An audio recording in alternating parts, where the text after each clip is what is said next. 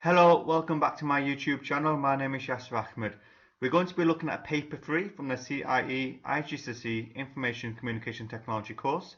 So the course code is 04117 and we're looking at the February-March 2018 paper. So paper 3 contains the spreadsheets and a website part of this syllabus, and it's a 2-hour and 30-minute long paper. So I've already completed the spreadsheet section, so I've got the evidence document already open, which I've started from the spreadsheet part. Okay, so let's scroll down to the website section. Okay, so here we go, task 3, web page. So you work for Hothouse Design and will develop a web page for the block paving department of Bobby's Bricks. Let me just highlight this. Efficient markup and style sheets must be used. All color codes must be in hexadecimal. So the first thing we need to do is to create a new folder called blocks_html. So let me just copy this. Then I'm going to go to my source folder where all my files are, and I'll create a new folder, and I'll give the name asked in a question paper. So blocks_html. Locate the following files and store them into your blocks.html folder. So we need a CSS file and then the 2 JPEG pictures. So block image and block logo. So let's have a look. So that's the CSS file and then the block image and block logo. I'm just pressing Control on my keyboard to select multiple files. Make sure these files are not open. Then we can now move them into the blocks folder. Simply drag them or cut them in. It's up to you what you want to do. So in the blocks folder, we've got 3 files. Let's go to details. We've got the CSS file. Yep, so B-block CSS. And then the 2 pictures, block image and block logo. Okay, so we're good to go. Let's look at the next question. So for the web part of this paper, from now on, I'm going to be using Microsoft Web Expression or Microsoft Expression Web. So Microsoft Expression Web 4. I'm using this software because it's a free software and it's probably more accessible to most students across the world, including my new school. Right, so what you want to do first of all is to create a new page called blocks.htm. So let me just copy the title. So to make a new web page, if you don't have a page open already, what you need to do is go to, let me just make this bigger, File, New, and you need to select HTML. Okay, then we need to save this into our folder, so save as. Okay, let me go to Documents, 2018, Paper 3, and we're doing a 2018 March paper, and save it into your blocks_html folder, and we're going to save it as blocks. Okay, you can leave it as web pages or change it to HTML file. It doesn't really make a difference. If I press save, you can see the title has changed here, and if you go to your folder, you can see that we now have a blocks.html file. Okay, so what do we need to do? We basically need to create the table structure shown below. Okay, so before we can create the table structure, we first need to identify how many rows and how many columns we're going to have. So we've got 1 row, 2, 3, 4, 5 rows, and it looks like we're going to have 2 columns. So that's the first thing we need to identify, how many rows and columns. To create a table in Microsoft Expression Web, you need to click on Table and then click on Insert Table. So I think it was 4 rows, just let me double check again. 1, 2, 3, 4, actually no, 5 rows. Okay, 5 rows and 2 columns, so we don't change this, we can keep that as 2. Before press OK, we can also have a look at the dimensions of the table. So we don't need to concern ourselves with the height. What we can do is set the size of the table going across. Okay, so the size of the table going across will be 900. So yep, specified width will be 900.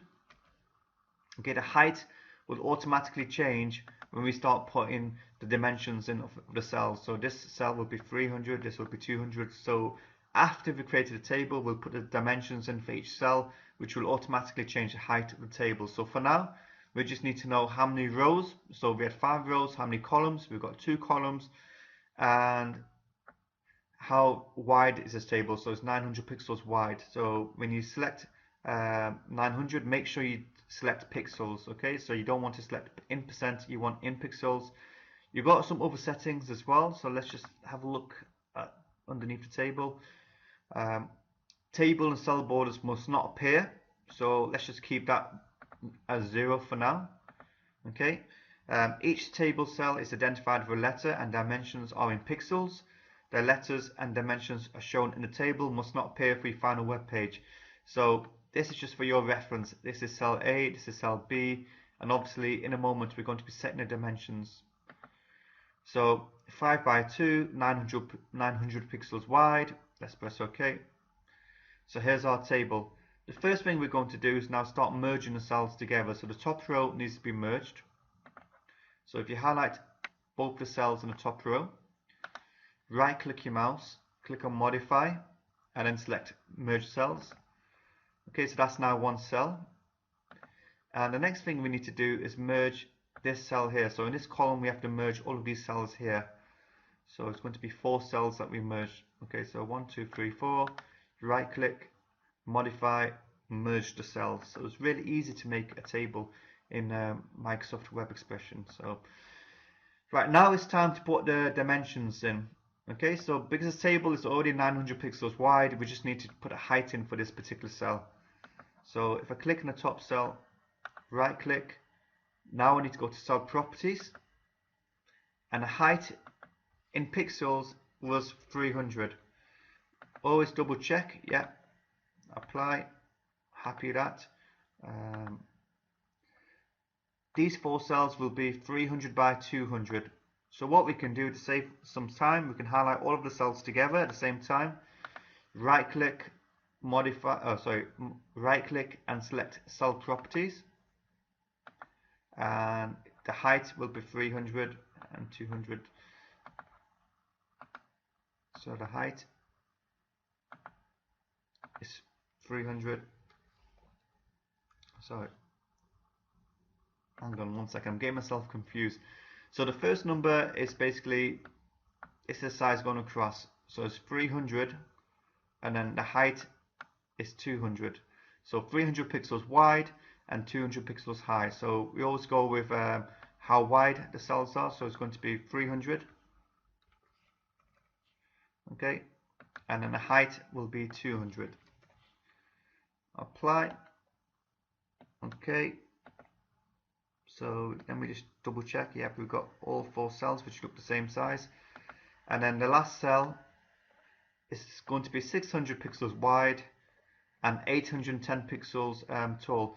I've actually noticed a mistake. The last cell, height should have been 210. Okay, so I've noticed like there was a 10 here, so I went back.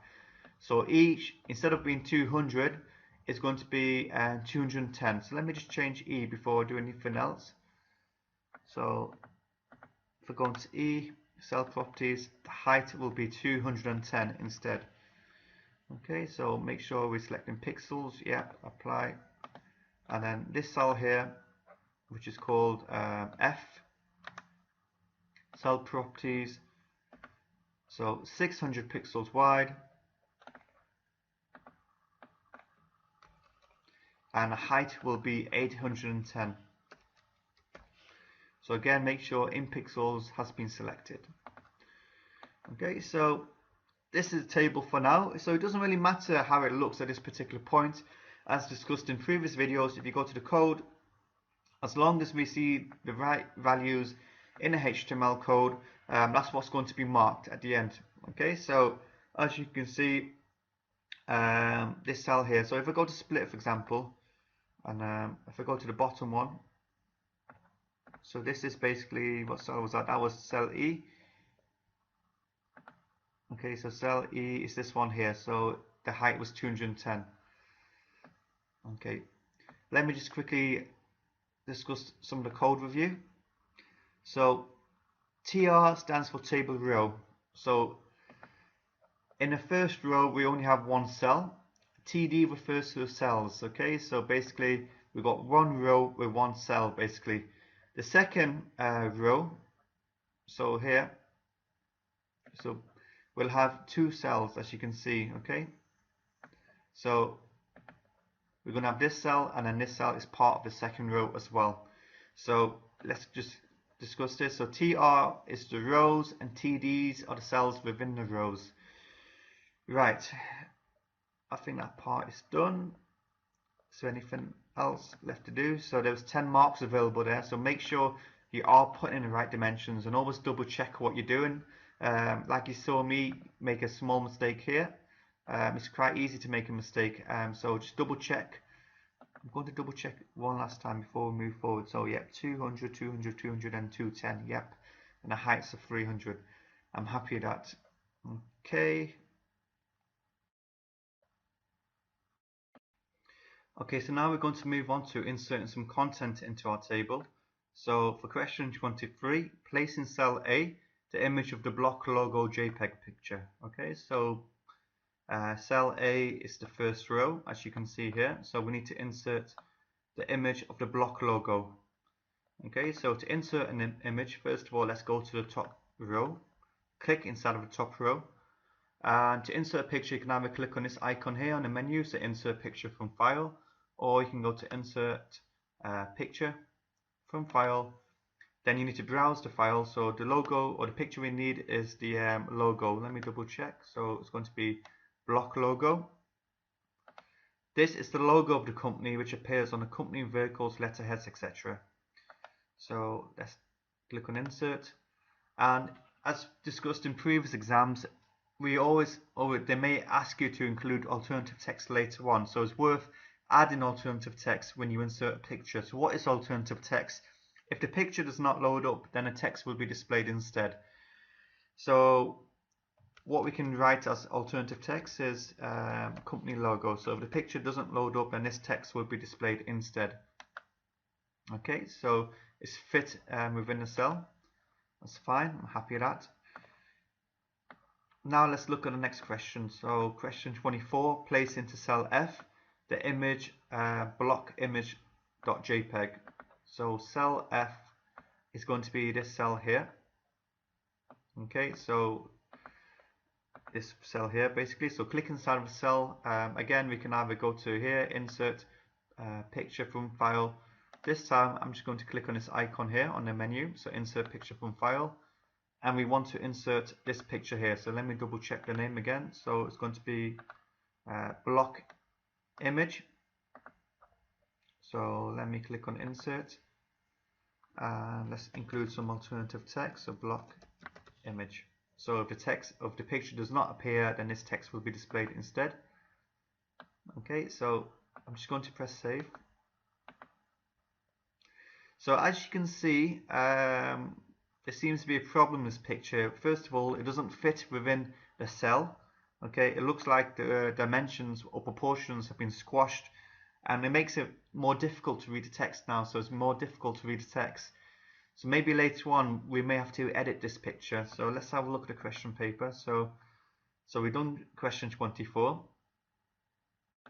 So for question 25, we have to evaluate the image placed in step 24, which was this picture, for use within this web page, and edit the markup to improve the image.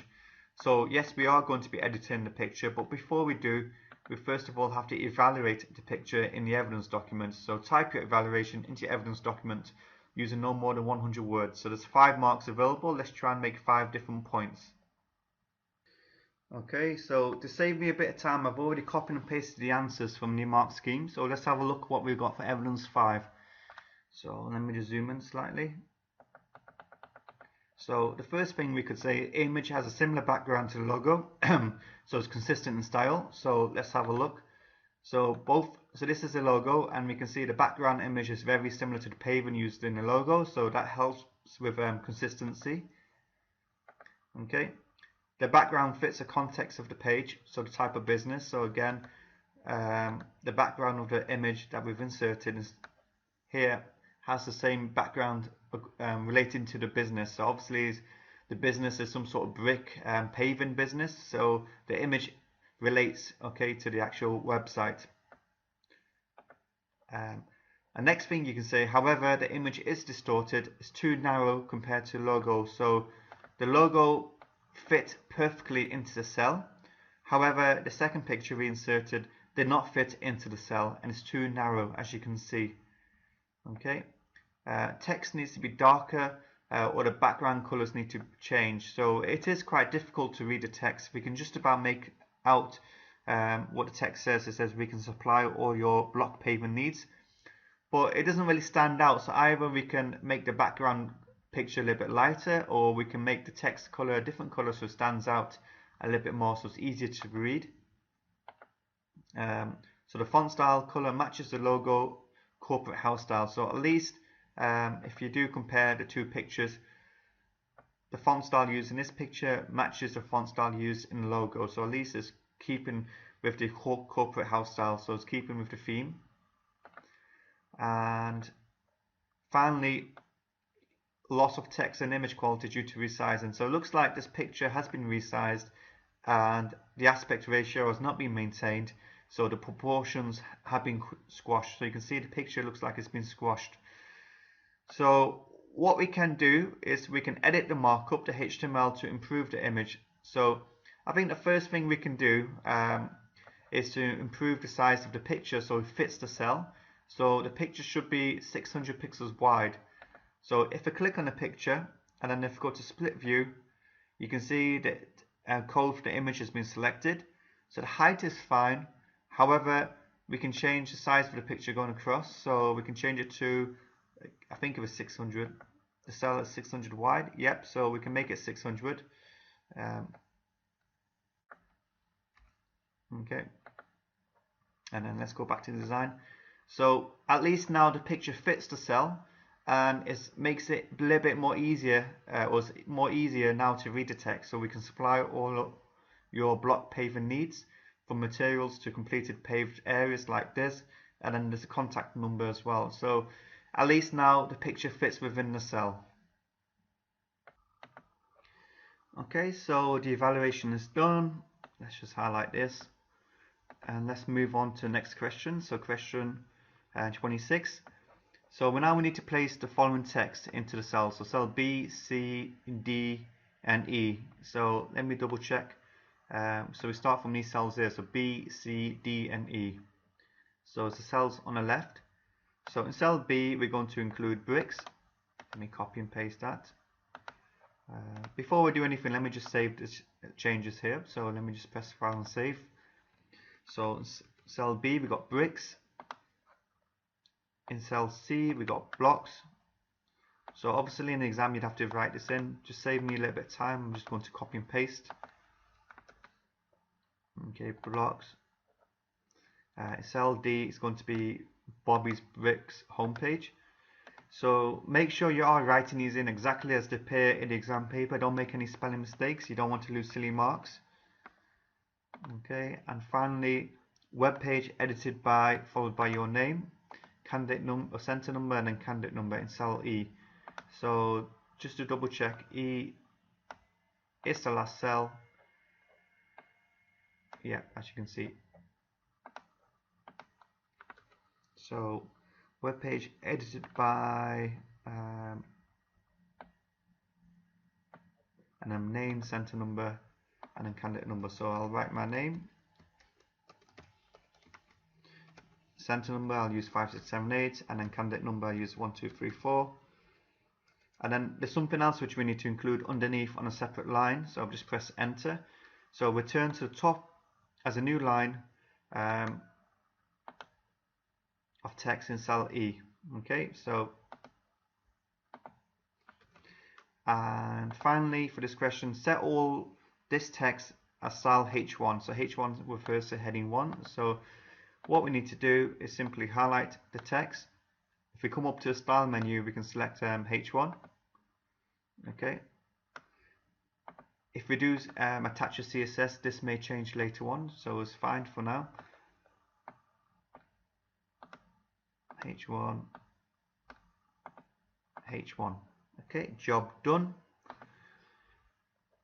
So let's look at question 27. So we need to place an anchor called top at the top of the page. Okay, and then we need to make the text return to top a hyperlink to this anchor. Okay, so what the anchor does is basically an internal link on your web page. So you set a point where you want to return to, and then you can make a link which returns to that point. So we need to place an anchor at the top of the web page. So what I need to do first of all is go into my code, and I'm going to go to the top of the page, and underneath body, this is where basically I want to place my anchor. The body, if I go to split, so if you're at the top of the body, this will be at the top of the page. Okay, so I want to place an anchor. So in web expression, the anchor is called bookmarks. So to place a bookmark or an anchor, you go to insert, click on bookmark, and then we can give this bookmark a suitable name. So we're going to call it top. Okay, that's fine. So we've set a bookmark, and you can see the piece of code now above the table. So the bookmark is called top. Now if we go to the bottom, what we need to do is we need to make the text return to the top a hyperlink to this anchor. So if I highlight this text, and to hyperlink it, you right click, you select hyperlink. This time we want to click on place in this document, and we want to link it to the anchor or the bookmark called top. Okay, so you can see the text is now changed into blue color. It's got underline underneath it, which tells you this is a link or a hyperlink. So the hyperlink only works when you go into the browser. So if we preview in the browser window, so let's go to Chrome. So what's going to happen hopefully is when you go to the bottom of the page, if you click on that link, it should return you back to the top of the page. Okay, so if hopefully if we go down to the bottom of the page, you can see this is a hyperlink. So it's in blue. If you click, it takes you to the top of the page. Okay, so the hyperlinks will only work in the browser window if you want to check to see if they're working. Right, that's that part done. Okay, so question 28, centerline the table in the browser. So there's two ways of doing this. There's an easy way, and there's a way some mark schemes want you to do it. So the easiest way would be if you click on right click on the table, go to table properties, and then change this alignment to center, and that's what some people will do. Okay, and that will work as well. And then in some mark schemes they want you to actually edit your code. So if you go to the code, and if you go to the top of the code, so the top line for the table, so what we need to do within the style, so we're here, what we're doing here is embedding some CSS style. Let me include a semicolon, that's the end of this particular size. To use a bit of CSS embedded into the HTML, what you need to type in is margin left, and you want this to be automatic. So in some mark schemes, this is what they want you to do: semicolon, space, margin right, automatic, semicolon. So what you need to make sure you're within the speech marks and you're inside of the style. So speech marks for the style is here, and here we've embedded some CSS. So if we go back to design view, and if we go to the browser, you can see now the table has been centerlined. So it's up to you guys. Just have a look at how many marks are available. If there's only one mark available, if you can't remember the piece of code that I've just shown you, okay, so if you can't remember to type in margin left auto, margin right auto, then just right click on the table and center line it in the properties like I've shown you at the start. Okay, now we need to attach the style sheet BB blocks to your web page, and then we're going to save the web page into our blocks folder. So we're going to save it again. So to attach the style sheet, if you go to format, CSS, attach style sheet. So the style sheet will basically is part of the presentation layer, and it will give the format into the web page. So it might change the background color, it may change the text styles. So let's click on attach style sheet, browse, and we want to go to our source folder. Style sheet should be called BB blocks. Open and OK, and as you can see, we've now got some formatting to our web page. Okay, so let me save the changes, or save all. Right, that's that part done. So we're now coming to the end of this paper. So for evidence 6, we need to display the web page in your browser. If necessary, resize so all the page can be seen, all the text can be easily read, the address bar is visible. Take a single screenshot of the browser window and place this into your evidence document.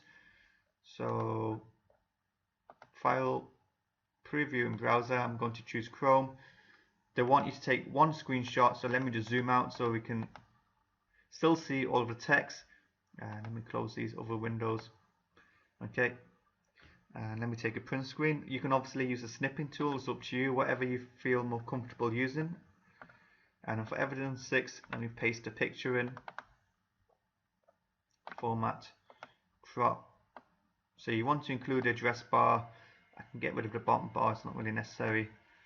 If you want to get rid of some of this, it's fine, and then you can resize it. It's going to show an HTML code that the table's been center aligned anyway, so let me press save here to the evidence document. Okay, so that's that done. So we've got one single screenshot. Evidence 7, this is the most important evidence now. So take a copy of the HTML source and place this into your evidence document. So when it says take a copy, you normally expect it to copy and paste. So if you go to code, this is where all of your marks are going to come from. So if you copy and paste all of the code into evidence 7, let me put evidence 7 onto another page and paste. Okay, so as you can see, we've got some information for the anchor, we've got the dimensions of the picture, so all of the information, all the things basically we've done will be in this HTML document. So don't worry about the how it looks, it's fine as long as the examiner can read it, and the marks will be given. So here's evidence that the style sheet has been attached. Okay, BB blocks. Right, let me just go down to evidence 8, let me just press save. Okay, so take a copy of the style sheet used and place this into your evidence document. So let me go back to design view. What I'm going to do, I'm just going to open up the style sheet. So if we go to open, BB blocks, and what do we need to do? Take a copy of the style sheet used and place this into your evidence document. So again, I'm just going to copy this, and this is now evidence 8. Okay, I've just put a bit of space.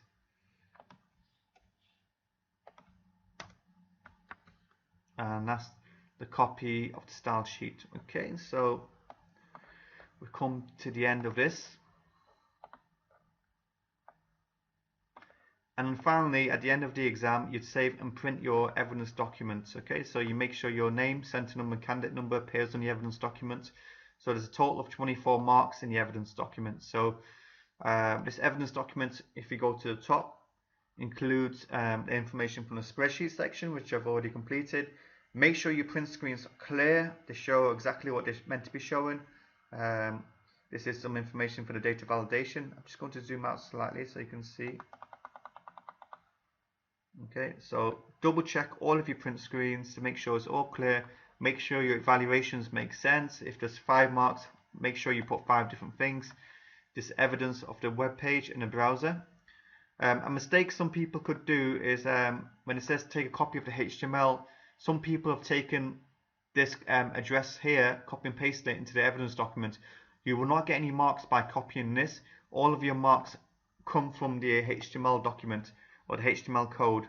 Okay, so basically where you resize the table, merged cells together, inserted content, and formatted it as H1 or H2. So as you can see, bricks has been formatted as H1. Okay, so we've come to the end of this paper, so make sure you check everything before you print. As you've seen with my examples, always double check what you're doing. Thank you for your time. Please like and share this video. Please subscribe to the channel. Thanks again for your time.